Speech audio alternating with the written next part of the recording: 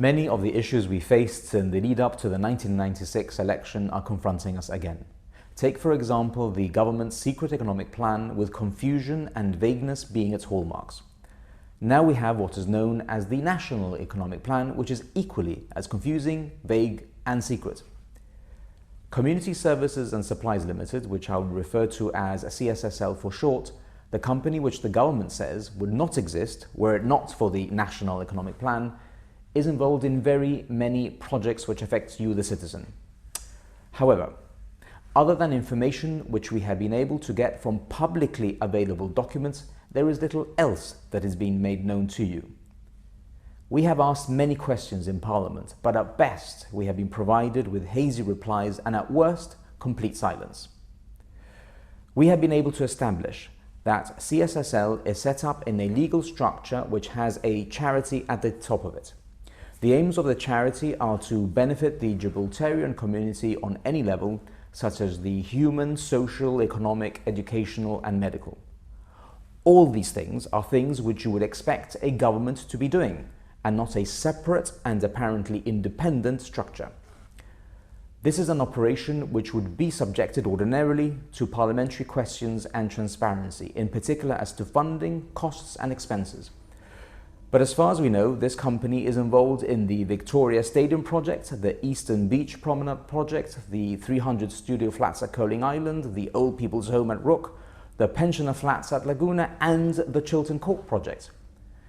CSSL is therefore building pensioner flats, studio flats for key workers, car parks and offices for clubs, an 8,000-seater stadium, and an Old People's Home. Its tentacles, as you can see from this list, are stretching far and wide. And with few exceptions, the developments it is involved in are not being publicized with the usual fanfare and PR glitz that we have grown accustomed to from this government. Why so much secrecy? You have quite rightly approached us with questions as to how all these projects are being financed. Who are they for? Whether planning considerations have been taken account of?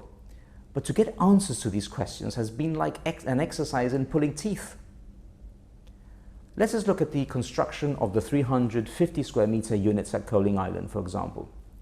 We are told from documents filed with the Planning Commission that these are for temporary housing, for the purpose of adaptable accommodation for key workers and to temporarily house populations from neighbourhoods subject to alteration and demolition in urban remodelling.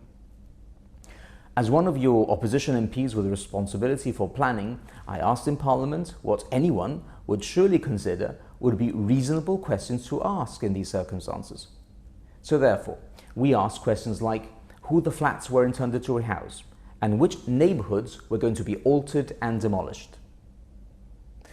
But no, the government had different ideas. They refused to answer a single one of these questions. We were told that the government has no involvement other than sponsoring the project under the National Economic Plan. When pressed further, it got to the point that I was told by the minister that if I did not like the answer, I should lump it, as he didn't care. Yes, lump it, that's what he said. You see, that wasn't disrespectful just to me, it insulted the intelligence of the electorate, your intelligence.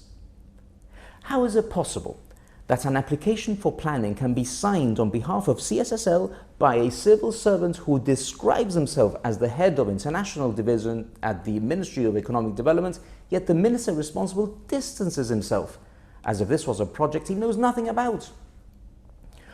All of this should worry us, and you should not just have to lump it. In government, we will put an end to this opaqueness. Parliament should have the ability to properly scrutinise transactions of this nature. This is why the GST will carry out a root and branch change to the way we manage our internal affairs.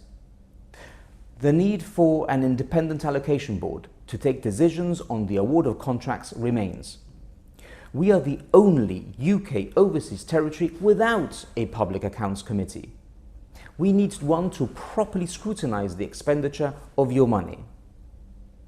In last year's broadcast, I talked about how a government spends public money on trust and therefore needs to be transparent and open to scrutiny in all its aspects and not hide behind charities like it is doing now. With all that is going on, that message sadly remains relevant. Looking to the future, we will ensure that we have measures in place to stimulate the economy in circumstances where we will hopefully have a safe and secure deal with the EU.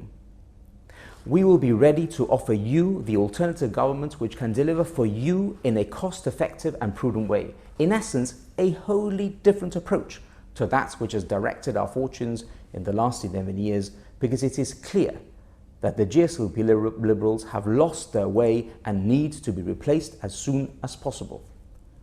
For all these and many other reasons, we sincerely hope that in 2023 we are given the opportunity to implement our program for government and usher in the change that Gibraltar so badly needs.